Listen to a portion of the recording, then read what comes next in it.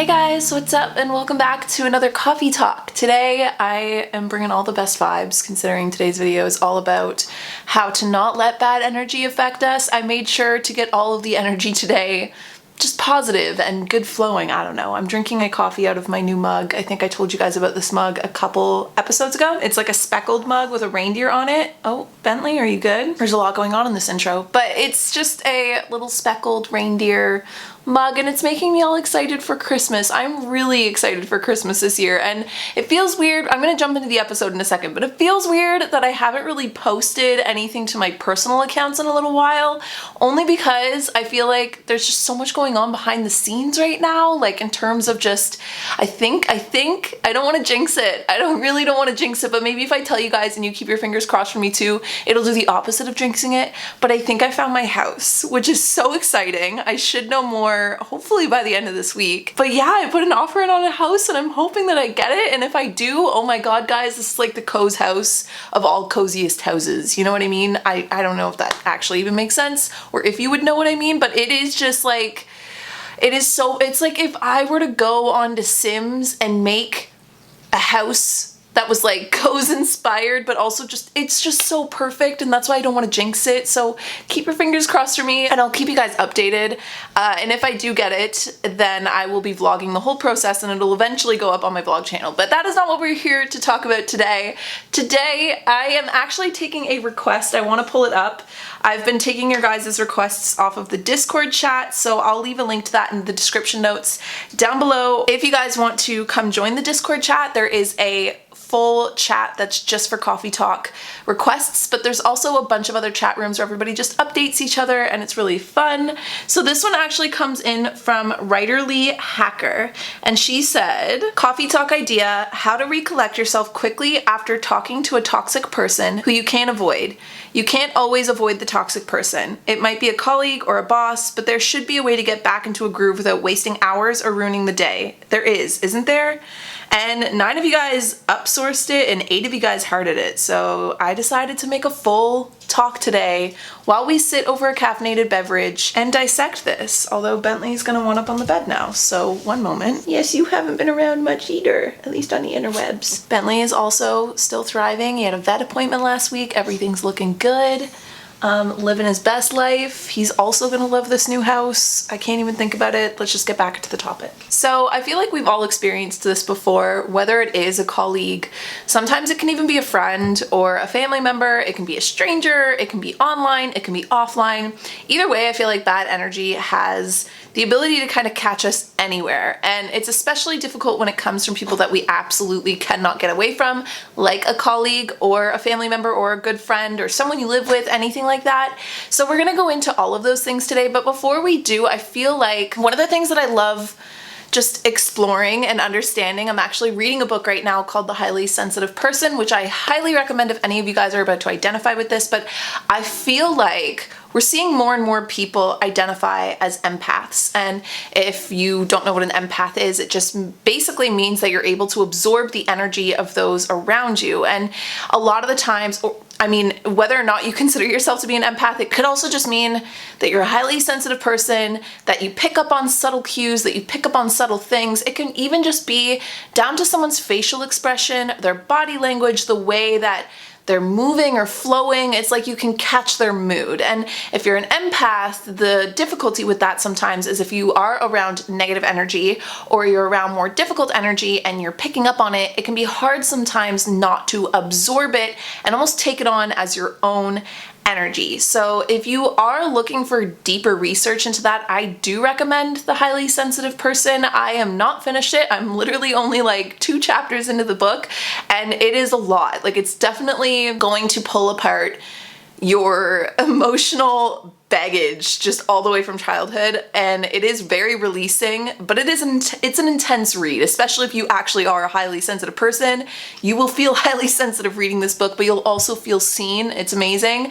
That's not necessarily what I'm going to be talking about today, but I do feel like we're seeing more people identify as empaths. And honestly, I don't think this is like an ego thing. I really truly think that the world globally at large is kind of awakening in a sense, or elevating. Like all of us are evolving and due to that, more people are going to identify as empaths. So the problem with that is if you do tend to work with, live with, love, are friends with, or associate yourself with people that tend to be negative or worse, toxic, then it can be really hard to protect your energy, to protect the things you're trying to manifest in your life, especially if it's coming from people you love. I think that it's important to generally have a good idea of things you can do to bypass that negative energy or to stop it from absorbing and affecting you on the day-to-day. And I listed out my top tips in terms of not letting bad energy affect you,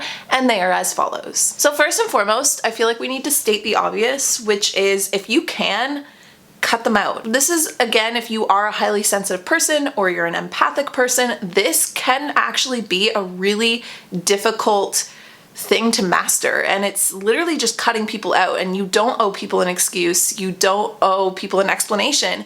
If you have people in your life that are toxic or even just regularly negative, and we're going to talk about the difference of those things in just a bit, you cut them out if they are not your family, if they are not tied to you anyway, if they're not like your coworker. I think back to my earlier 20s or even in my teenage years, and people that I associated with or allowed myself to continue to just like spend time and energy on because I felt bad not doing that. Like if they asked me to hang out, I would be like, yeah, sure, or like things like that. And I would just do it just because I was like, well, they mean well. Like, I don't think anybody wants to be toxic. I don't think anybody wants to be negative. But really what that was just bad boundaries. It was bad self-respect. And I think that as I've gotten older, I've gotten better at realizing that there's nothing to feel guilty about or wrong by in terms of cutting people out of your life that just soak up all your energy, that absorb all your energy, that suck you dry or make you feel just overall negative or crappy for whatever reason. And I think the part that I get stuck on the most is the guilty part of it, because it's one thing to kind of slowly phase yourself away from somebody, but then to do that and not feel guilty about it, because when you feel guilty about it, they still have that negative control over you because you're like, I feel bad for this person. But if you do have that tendency, I feel like the best advice I'd give is to try and talk it out with the person first. And if they still like can't see that they're being negative or whatever, then just cut them out. But you don't have to do that. You can just skip to cutting them out. And I know this can't work for everyone. Like I said, if these are people in your family, if these are people that you work with, I feel like those are the two main ones that come to mind when I think of people you can't just cut out. But you do get a choice in friends, you do get a choice in lovers, you get a choice in acquaintances, and you also get a choice in how much time and energy you spend with other people. So just empower yourself by using that choice, activating that choice, and if you have the option to cut somebody out of your life that is super negative or worse, incredibly toxic, then just do it. It's not going to be fun, it's not going to be pretty, it's not going to be comfortable by any means, but it's a good lesson to learn, it's a good muscle to build, and it'll just, I think with age it gets easier because your tolerance for stuff just gets so much smaller, but it's all a learning lesson, and if you have that option, execute it, use it, just cut them off. What if it's not somebody you can cut out? What if it is someone in your family or like originally requested, a colleague? Then what can you do to protect not only yourself and your energy, but the things you're manifesting on a day-to-day? Because I mean, whether or not you want to get cosmic-y about this, our perspectives and the energy we put out is what we attract back. So even if you don't mean to, every choice you make is a manifestation of something that's first created in your mind. And that is why it's so important to protect ourselves from negative energy. Not all the time, because we do need that human experience and that range of feeling positive and negative emotions, but it's important to protect your general, I would say like habitual way of being, especially if you are trying to manifest or if you're just going about your day not really thinking about what you're manifesting, you're still manifesting. So how do you protect those things from people that you can't just cut out? So my second tip is to understand why people are negative. And there's a really easy way you can do this, and it's to think back to times that you've been negative, because we've all been there. Like, it's not like anybody was just born and spent their entire lives just being like positive hippies and loving and caring all the time. We've all had negative reactions to certain things, but why are we negative? And what turns negativity into being a toxic person? Here's the thing. If you are an empath, use that gift right now to think about what it is that makes people negative. Think about the fact that you pick up on the negativity, where's the source? And if you dig into that sensitivity, odds are you can figure out where it is. And the reason why we're looking at why people are negative is not to again shift that guilt or that sense of like, oh, like I feel bad for them, like they're negative for this reason. That's not why we're doing this.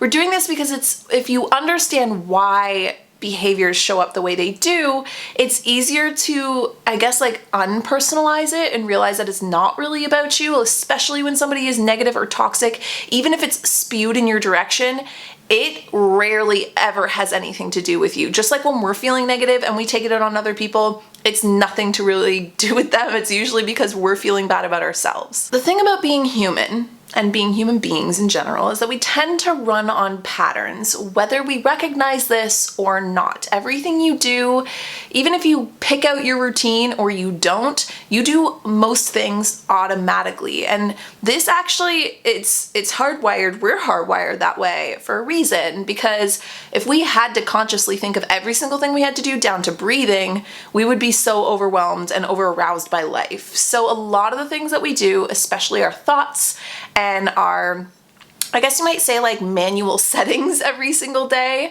are quite, what's the word I'm looking for? Repetitive, ritual, routine. It doesn't matter. Everything that we do, think, say, most of the times, unless we're consciously affecting it or aware of it and trying to push it in a new direction, are very automatic. That was the word I was looking for. And because of this, if you tend to let, like, let's say a few days go by of feeling negative and then a few more days go by of feeling negative, you might notice that you've fallen into sort of like a negative rut. And this is so normal, and this isn't to say that you should run away from negative feelings when you're experiencing them, but it's just like any kind of bad habit. And thinking negatively, I don't want to say it's like a bad habit, because I don't want to, I think that there's a lot of spiritual bypassing a lot of the times with feeling positive all the time. It's just not possible, but it's just being able to catch yourself, just like talking badly of people. You want to catch yourself when you do it so you can stop it and stop it from ingraining itself into a habitual pattern. The thing that's difficult with brushing up against people that tend to be stuck in a negativity loop is that most people, unless, like we just said, are consciously trying to break a chain or a habit, don't. And so habits, and especially negative habits, can start to become like almost like a part of someone's character or identity. Again, even if they don't mean it. Just like if you can think of somebody that you know to be super negative or toxic per se, it's not to say that who that person is down to their core is negative or toxic. It's just to say that they have exhibited that behavior so much that you now identify that as part of their characteristics. And most people won't break these chains unless there's a reason to do so. Being negative has become a comfort zone. It's become a familiarity that it's almost like if they weren't negative, they would feel vulnerable or unsafe. And a really good personal example of this, I'm gonna dive right into my therapy right now, but I have this like problem with feeling generally safe and happy in a loving, vulnerable state. And that honestly is a habitual pattern. It's like as soon as I get comfortable around somebody and they're making me really happy, I will instantly start looking for problems. I'll shut down. I'll like pull up all of these, just like, I would call them like defense mechanisms, if you will, but it happens. And I dig into that with my therapist, and it's literally because being happy for just my hardwiring, especially if it's in terms of relations, like in relation to somebody else, is a very vulnerable state for me, apparently. And because of that, it's like more comfortable for me to be, either distant with people or like to not let my happiness be affected by other people, because that way if they just up and leave or disappear, like I can still make myself happy, you know what I mean? This is a really deep and personal example, but it's the same thing with negativity. It's like there might actually be this person that's really negative that you love, or a coworker that is super toxic all the time. And it might actually be rooted down to the fact that happiness is too vulnerable, that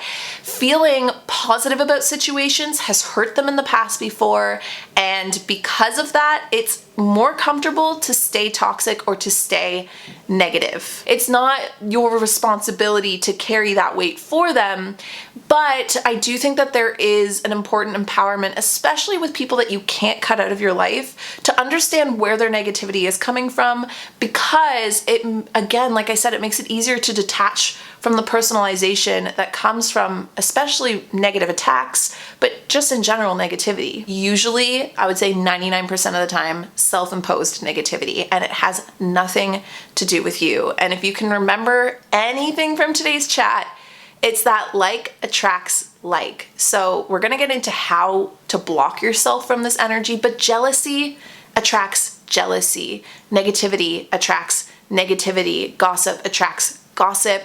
So just be aware when you're catching, and I think that this can be the most difficult with loved ones and friendships, when you're catching that kind of negative energy coming from people who you think love you and you're kind of shocked at first or confused at first. It's not to say that they don't love you. It's not to say that they don't cherish you or care about you, or that they wish ill will upon you.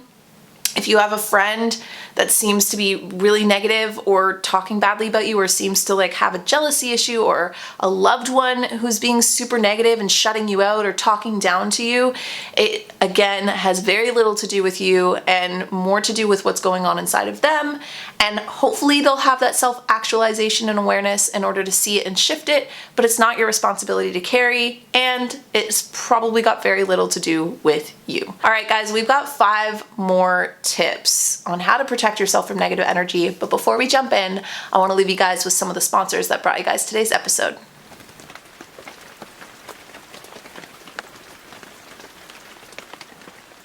So I used to think that getting, high quality, good skin goals, if you will, was kind of unattainable. I haven't really struggled with acne, which has been great, but one thing that I have struggled with most of my life is rashing, redness, pigmentation issues, rough or textured skin, and a lot of it is triggered by stress, and it's really hard to get a hold of. But thankfully, I found Curology. Whether you're trying to take care of your acne, or similar to my scenario, if acne is no longer your top skin concern, maybe it's fine lines, dark spots, occasional breakouts, or clogged pores, Curology will customize a prescription formula with 3 active ingredients picked for you to tackle whatever your skincare needs are. So I'm actually working on my skin texture, clogged pores, and the odd occasional zit, but you can also do things like firmness, wrinkles, dark spots, you name it. And then to get your treatment plan, you just start by answering the questions online about your skin and then sending in a couple selfies to Curology. The next, Curology will match you with a licensed dermatology provider who gets to know your skin, and if it's a good fit, you'll get a customized prescription cream to address your acne, fine lines, dark spots, or whatever it was that you put in. So I felt like it was such a humbling experience sending in makeup-free selfies, because I haven't taken a makeup-free selfie that was so skin exposed in so long. Like, of course, you can take your makeup-free selfies and be super strategic on lighting and things like that, but this was just like full on, let's diagnose my skin, let's dive deep, and oh my gosh, I could see all the dark spots, I could see all the redness and the rashing, but the best part was because I was able to actually show what my skin looks like without makeup or anything on it, the dermatology provider was able to then pick apart my skin via selfies and actually give me a skincare regimen that is customized to my own skin. The setup process was super easy, and then Curology sets you up with your personalized treatment plan and ships it right to your door. I think that having the actual skincare being personalized to you is so important, because I can't tell you how many times I've used products or things that friends have maybe recommended to me and they swear by and they do nothing for my skin, and then actually having somebody that looks at your skin and creates a product that's specifically for you, you can actually start to see the results so much sooner, especially with things like texture. Like I'm feeling my skin right now as I'm talking to you guys, and the difference is astounding. Take control of acne, dark spots, breakouts, or whatever your unique concerns may be with a powerful skincare treatment made for you today. Go to Curology.com/Kalyn for a free 30-day trial. Just pay for shipping and handling. That's Curology.com/Kalyn to unlock your free 30-day trial. See Curology.com for all the details. So I've been hopping from Airbnb to Airbnb lately, and with that, I've been able to test a few different pillows, mattresses, and sleeping arrangements. And I can definitely tell you that while they may all look the same, they're definitely not alike, and this definitely goes for pillows. If you peel away the layers and you look at what's inside, you'll see that not all pillows are created equal, and that's why every purple pillow and mattress is unlike anything you've ever slept on before. The Purple Grid sets the Purple mattress apart from every other mattress. It's a patented comfort technology that instantly adapts to your body's natural shape and sleep style. Plus, I found this really cool. With over 1,800 open air channels designed to neutralize body heat, Purple provides a cooling effect that other mattresses can't replicate. So whether it is, your mattress or your pillow, whenever you want to sleep on the cool side, it's every single side. Purple's proprietary technology has been innovating comfort for over 15 years. And that's why I can tell you that sleeping on my Purple pillow is a great difference than sleeping on just a couple of the Airbnb pillows that have been, left behind for me to use. And I mean it when I say it actually makes such a difference sleeping on my own pillow than sleeping on just the regular, toss-up pillows from whatever store. So you can actually try every Purple product risk-free with free shipping and returns, and Purple has financing available with as low as 0% APR for qualified customers. If you want to experience the Purple Grid and sleep like you never have before, go to purple.com/Kalyn10, and then you can use that same promo code Kalyn10. For a limited time, you'll get 10% off any order of $200 or more. That's purple.com/Kalyn10. Promo code Kalyn10 for 10% off any order of $200 or more. Terms apply.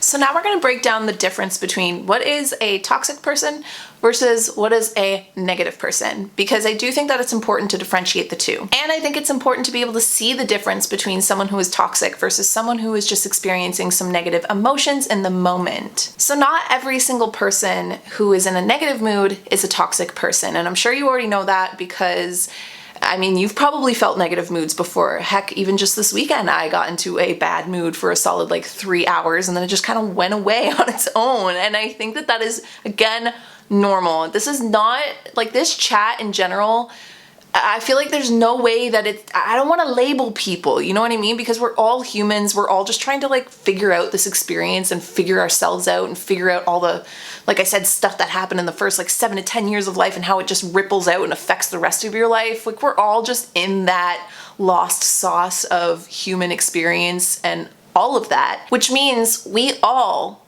of us have experienced negative energy from ourselves or being a negative person ourselves at one time or another. The reason why I'm putting this as a way to protect yourself is because I think remembering this is so important in terms of, again, detaching from the personalization that we get from these negative attacks. If you can think back to a time where you were maybe being negative, how you were triggered, how you reacted, and the effects of your reaction, it can, again, not that it's your responsibility to help somebody else with their negative emotions or reactions, but I think, again, it just creates that space that you can put between you and the other person, that you're allowing them to kind of have that space to feel negative or feel however they're feeling. And it's putting more distance between you two with a bit of grace. You know what I mean? It's like, okay, I can understand how one time when I was feeling this way, I reacted super negatively. This is kind of a similar situation. I can see where they're coming from. I'm gonna give them the space that they needed because that's what I felt I needed in that moment.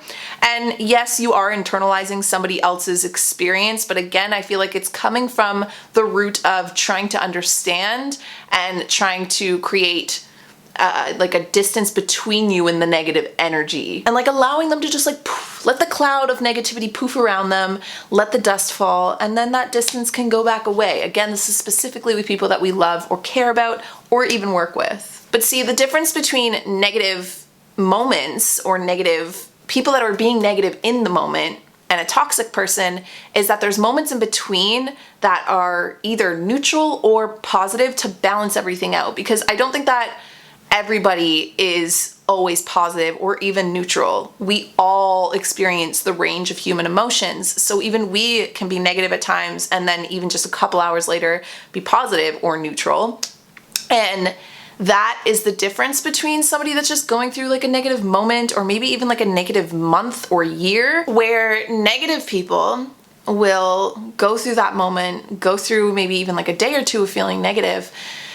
Odds are it does have that moment of self-actualization and they come back and they either apologize or they just like neutralize the situation.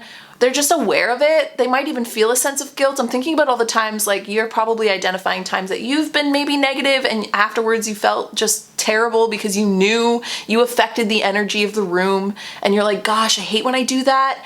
That's the difference, because somebody that is toxic will do that purposely. They will affect the energy in the room purposely. They will stir up the negativity and the drama purposely because it's almost like a thriving off of it. And again, I don't think we're born that way by nature. I don't think anyone down to their core wants to behave that way. But again, I feel like that is for that person or those types of people to go to therapy and find out why that is, because it's probably deeply lodged somewhere within those first few childhood years. Number 4 is, I think, a very important tip or step, and it's one that if you're around my age at all, actually I feel like age is so irrelevant. You might just be going through this you will go through this at some point in your life. Maybe you're before it, past it, or in the middle of it, and I feel like I'm kind of at the end. I was in the middle, but now I'm towards the end of learning this lesson, but it's to set healthy boundaries. And this is so difficult because it's kind of different for every single person. So this tip is especially important for the people in your life whose opinions you respect and care about. Because, like we just said, everybody can go through negative feelings or emotions and it doesn't make them toxic, which means that even the people you respect, admire, and cherish and value in terms of their opinions, they're human. They will probably go through periods of times in life. They're flawed. Everybody's flawed. And there will be times where maybe they're feeling negative and it can deeply affect you. And this is where having healthy boundaries is so important. Let's say you have a family member who means really well and cares about you and wants to protect you and to see you succeed and thrive, but their way of doing so is by constantly questioning your choices or doubting your dreams or not supporting your ideas because they think they know better. And this is where the healthy boundary comes in. I think the number one important healthy boundary to set above all else is to understand that you know you better than anybody else, which means you know what's best for you better than anybody else. That isn't to say that people that know you really well don't know what's best for you. It's just that when it boils down to it, you have to stick with you. If there's one thing I pulled from the Untamed book by Glennon Doyle, I read it back in the summer, but I always come back to this, is do not abandon yourself. No matter what the situation, never abandon yourself, especially when you're brushed up against somebody you love, respect, and admire, who's maybe kind of casting some negative doubts or negative energy on things that you were really excited about or looking forward to or you believe are right for you. So this is why it's important, and this is ways that you can maybe sense this type of negative energy that might be coming from a positive place or positive intentions, whether someone's criticizing your dreams, shaming your desires, almost like encouraging negative emotions or encouraging you to feel low. Putting little pieces of doubt inside your mind, especially, and this is where it gets super tricky with like the toxic type, is they do it in such a manipulative way that you might not even see it happening. Or attempting to kind of scare you out of taking big leaps or big chances in life. And again, I think that a lot of those things can come especially from family members and loved ones and friends that might really, really care about you. But I think that this can happen at work too. And I think it can come from positive or negative intentions. People might be putting doubts in your mind and scaring you from taking a big leap at work because they're jealous of how good they think you are. But you might also have friends and loved ones that are telling you not to chase that dream or not to chase the love of your life because they don't think that it's right for you. And that is coming from a place of wanting to protect you. But you know you better than anybody else. And your boundary is allowed to be, I know what's best for me, and that's it. So here are some practice reinforcements you can use in this situation. For instance, I appreciate your concern, but I know what I want / I know what I'm doing. Perfect. Leave it at that. And if it comes any further than that, then you just keep saying, I appreciate your concern, but I know what I want / I know what I'm doing. You don't have to say the /, just pick any one of those.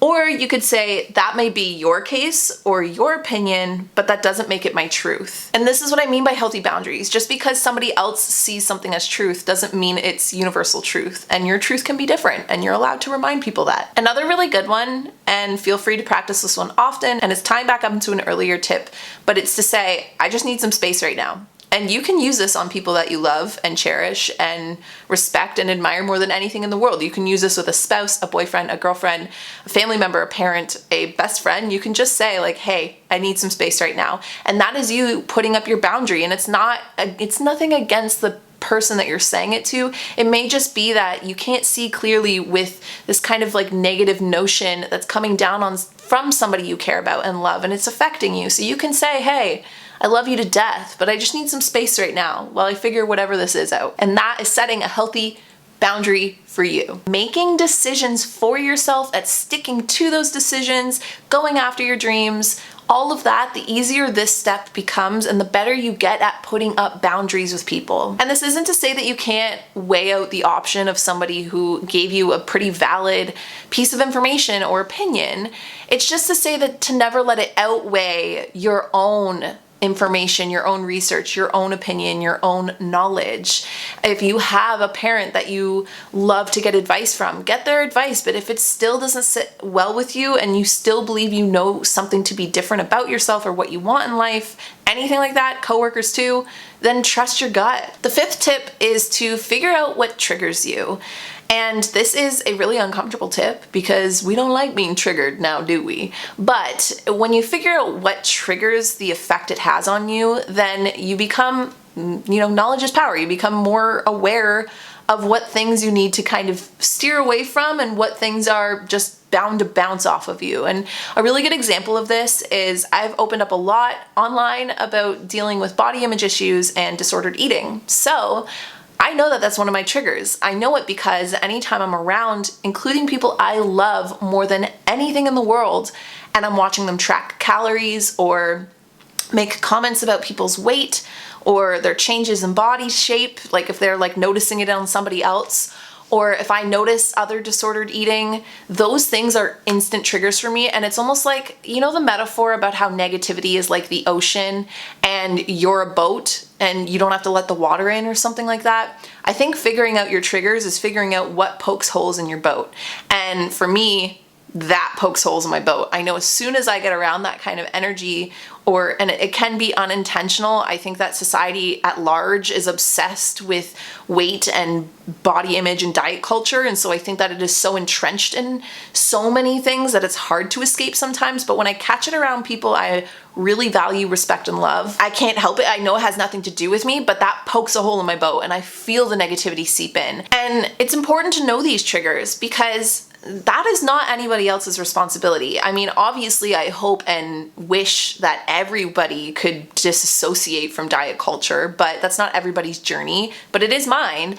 And knowing that it's a trigger for me, it allows me to protect myself better, to again, activate my boundaries, to leave a situation that's making me feel really uncomfortable, or to bring it up to people that I'm really close to and be like, hey, that's kind of a really warped way of thinking about food. Maybe we could talk about that for a second. If the situation constitutes that reaction, you know? Everybody's energy is their own responsibility. And going back to being an empath, that can be really hard because it still means that your energy is your responsibility. But this is where you can take ownership of that responsibility by learning what your triggers are and learning what aren't your triggers, because there are going to be times where people are negative and it bounces right off of you, right? I'm sure you can think about times where people are just being stupid silly and you're just like, yeah, whatever, it doesn't affect me.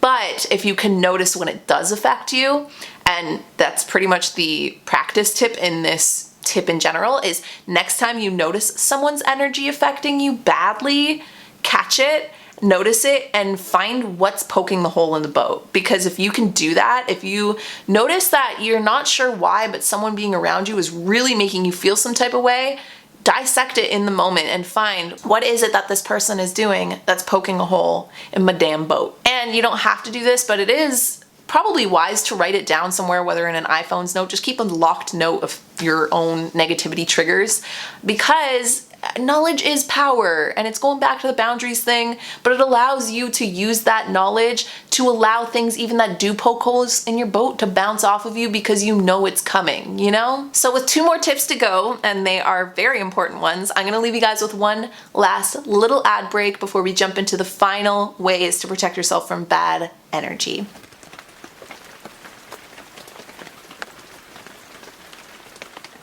Here on the Coffee Talk podcast, we talk about a wide range of things, kind of heavier things, sometimes lighter things, sometimes cosmic-y things. We connect in a lot of different ways on a lot of deep conversations, but sometimes it's nice to just disconnect for a while and allow your brain to have fun and wander and maybe play some puzzles. And that's why you're going to want to download Best Fiends. So I've been playing Best Fiends for a while now, and I personally love it because I don't need Wi-Fi to use it. I can play it pretty much anywhere if I'm ever waiting on something or just need to kill time in between something. It's basically like boredom's best friend, you know, or best fiend, if you will. Plus, I loved that just over the past October season, they had everything themed all pumpkin-y, and they actually do that with all of the seasons. And there's new levels added all the time, so you'll never run out. There's actually over 5,000 levels and counting, which is crazy because I'm still just trying to climb my way to level 100. I'm in the 70s right now. But the best part is that it's a downloadable mobile puzzle game that is free. With over 100 million downloads, this 5-star rated mobile puzzle game is a must play. There's a bunch of really cute characters. All the different levels have different themes. You know, there's like a winter theme, a desert theme, and it keeps your mind busy and occupied, but not in the way that social media does. You know, it's like more interactive, and I don't know, I really enjoy it. Just don't blame me if you download it, start playing, and you become kind of obsessed, because I am, and anytime I can't sleep at night, that's pretty much all I'm doing. So if you want to give it a try, download Best Fiends for free today on the Apple App Store or on Google Play. It's like Best Friends, but without the R. Best Fiends. This holiday season, the best deal in wireless can be found at Mint Mobile. Right now, if you switch over to Mint Mobile and buy any 3-month plan, you'll get another 3 months for free. As the first company to actually sell premium wireless service online only, Mint Mobile lets you safely order from home and maximize your savings with plans that start at just $15 a month. So I was able to gift this to a friend, and they've actually been using Mint Mobile for a great deal long before this holiday time, and they love it. They love how easy it is, how cheap it is, and I'm a little jealous that I can't give it a try myself. So being that they're online only and eliminating the traditional costs of retail, Mint Mobile is actually able to pass significant savings on to you. And all plans come with unlimited text, talk, and high-speed data delivered on the nation's largest 5G network. The other really cool thing is you can use the phone you already have with any Mint Mobile plan and keep your same phone number along with your existing contacts. And if you're not 100% satisfied, then Mint Mobile has you covered with their 7-day money-back guarantee. So for a limited time, if you buy any 3-month Mint Mobile plan, you'll get 3 more months for free by going to mintmobile.com/KALYN. That's mintmobile.com/Kalyn. Cut your wireless bill to $15 a month at mintmobile.com/Kalyn.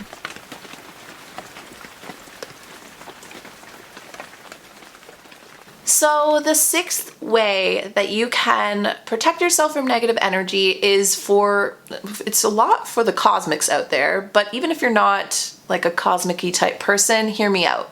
You can create a positivity or negativity shield, whatever you want to call it. Regardless of what you believe in, whether you are spiritual or you're not, there's no denying that our perspective creates our reality. Just like we were saying, what we think is the choices that we then create and manifest in our lives, or the lens that we're looking at life through, everything. Like, have you ever felt a moment go from one emotion to a complete new one just on a shift in perspective?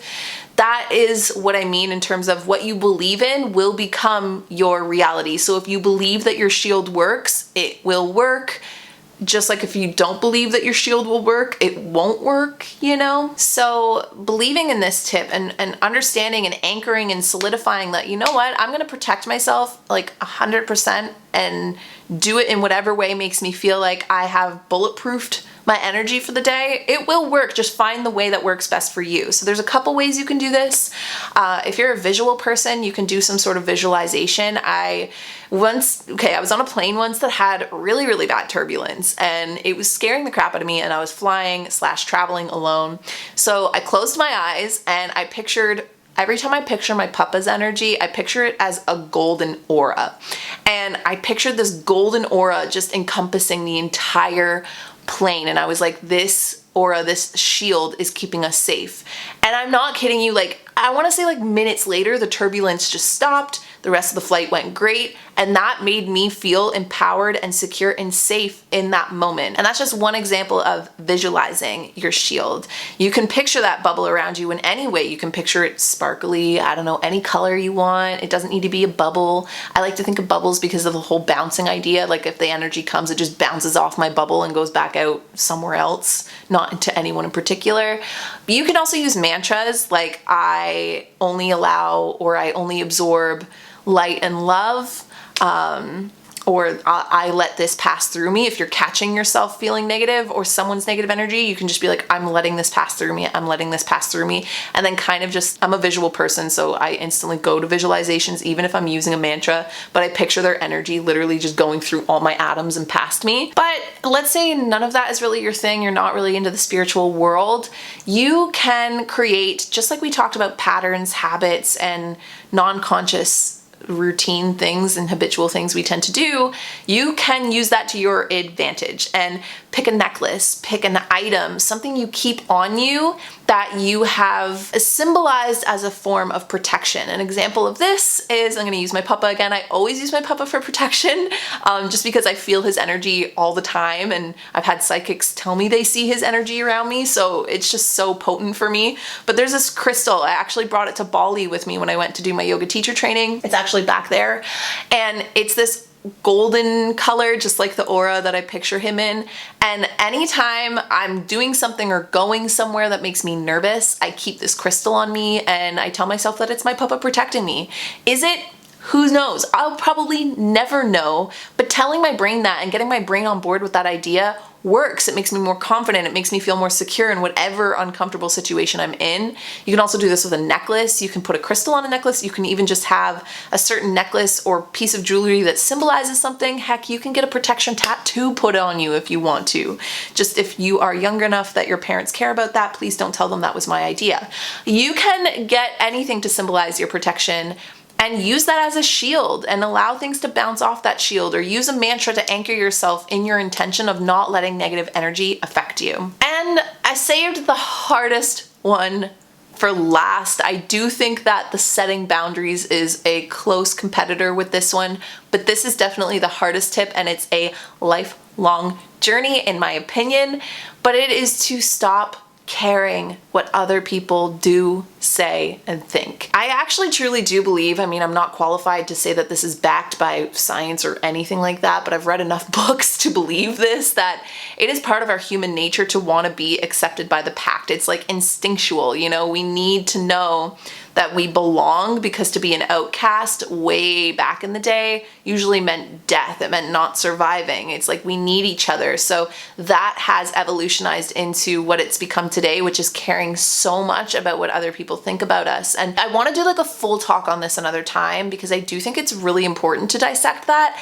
because I feel like the minute that we allow ourselves to care too much about what people think, especially about us and what we do and how we live our lives, it is like the fastest catalyst for failure. And I say that truly from experience. Like, I feel in my entire online career, I can tell when I wasn't caring what people thought, because I felt happy, I felt free, I felt like I was just creating for myself, versus when it started to become, I would say, more like I peaked in terms of becoming my main career. My online existence started to change a little bit, because I became so entrenched in what people thought and how many negative responses I got and how many thumbs down I used to get on things, and it used to affect me so much. And it felt like as soon as I started to care more than I cared about why I was even creating in the first place, things just started rapidly going downhill, because that is the fastest way to disempower yourself and to wreak havoc and cause failure in whatever it is you're trying to do. And I know that it's not easy to just be like, well, I'm just not going to care anymore, because if it was that easy, none of us would care. But so many people are afraid of failure. They're afraid of embarrassment. They're afraid of maybe even happiness, kind of like we were talking about earlier.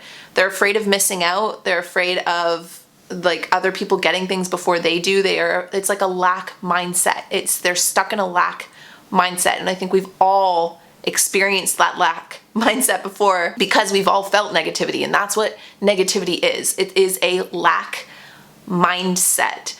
The problem is that when people are in a state of lack, when they believe in the state of lack, when they are completely detached from the idea of abundance, the next step is usually pulling other people into that same energy, that same mindset of lack.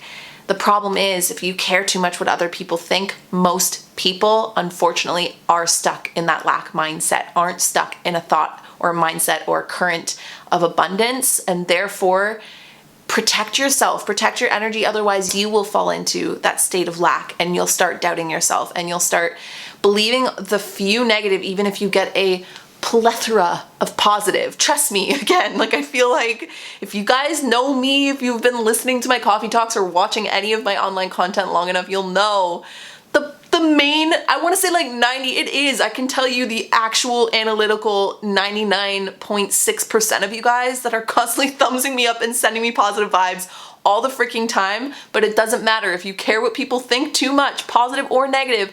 It can just be that 0.6 negative percent that drags you down into a state of lack. And it has nothing to do with you. It just has everything to do with being in that state of lack. And if you have been in that state of lack, you know what it feels like.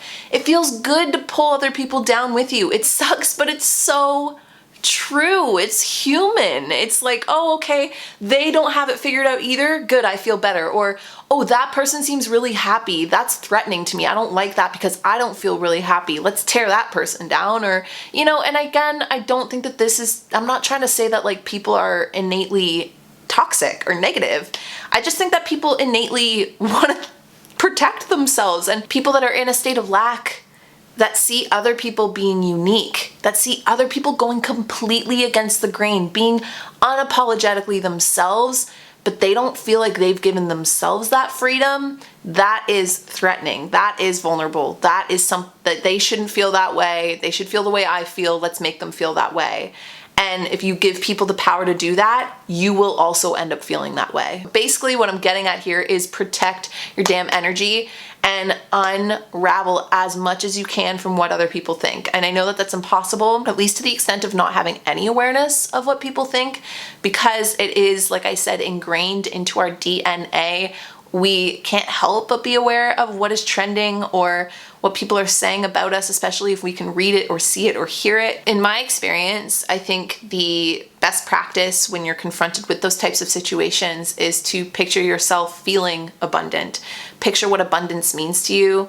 picture whatever it is that you are working towards or you dream of, or things in your day-to-day that make you happy. And I know that that's cliche because it's kind of like picture what you're grateful for, but truly and honestly, when you do, that is going back into that abundance mindset.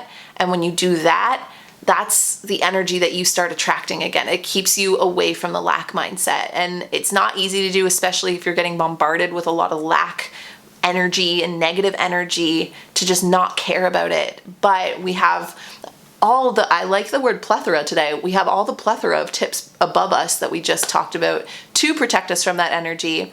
And this tip, learning not to care what people think, is a lifelong journey, and you'll get better at it with time and age, at least I've been told. I think I already told you to take something earlier, but if you do take anything as we end today's chat on negative energy, it is this: other people's emotions, ideas, opinions, energy, all of it is not your responsibility. So when it comes to not caring about what people think, let go of other people's weight and learn to only carry your own. You can be aware of their weight, you can be aware of what they believe, think, say, etc., but it's not yours to carry. It's only up to you to carry your own weight, opinions, energy, etc. Everything else is just dead weight. Put it down. And trust me, karma will handle the rest. And that's not to say karma has a vengeance for the people that are toxic or negative, but it's just like we said, like attracts like. So you don't have to do anything to teach a lesson to the people that are toxic or negative. Unfortunately, they'll attract what